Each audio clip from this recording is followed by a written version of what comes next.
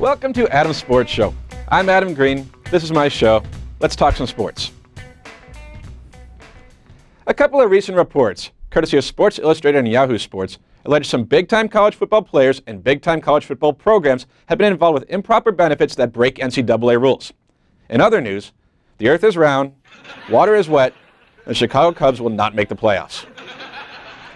At any rate, some of the improprieties supposedly happened at Oklahoma State under the watch of both Les Miles and Mike Gundy.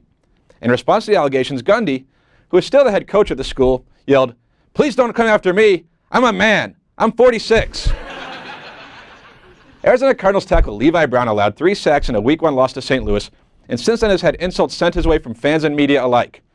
Fortunately for Brown, though, the harsh words just go right around him. Detroit Lions defensive tackle Ndamukong Suh was fined $100,000 by the NFL for what they deemed to be a dirty play against the Minnesota Vikings. Said the defensive lineman, "You don't like the way I play? Sue me." The USC football program is in turmoil, as following a surprising home loss to Washington State, the players held a players-only meeting that head coach Lane Kiffin said he knew nothing about. Other things Kiffin knows nothing about: tact and winning. Okay, now it's time for your weekly moment of Menzel.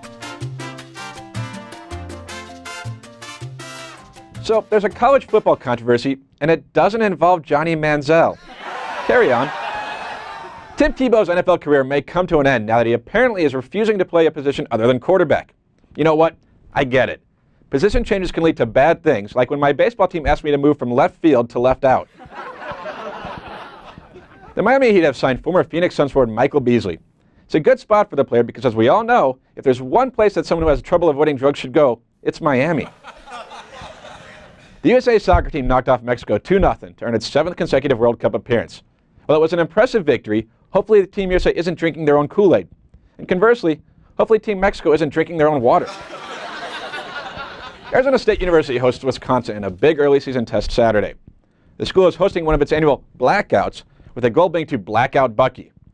I have little doubt ASU student body will have no trouble with the blacking out part, though the Bucky aspect of the slogan may be a bit problematic. New York Jets fans got to see a big Week 1 victory over the Tampa Bay Buccaneers, but they also had to see Mark Sanchez in this ridiculous headband. So, and to make matters worse, it appears Sanchez may miss the entire season, meaning this likely won't be the last we see of that look.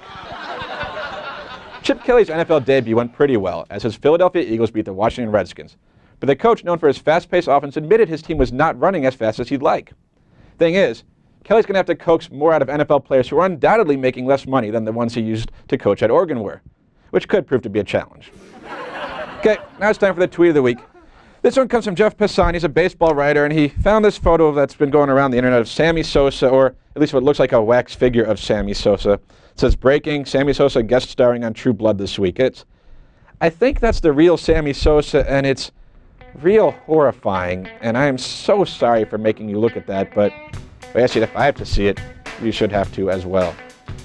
Anyway, that's it for this edition of Adam's Sports Show. Thanks for watching. We'll do this again next week right here on ArizonaSports.com.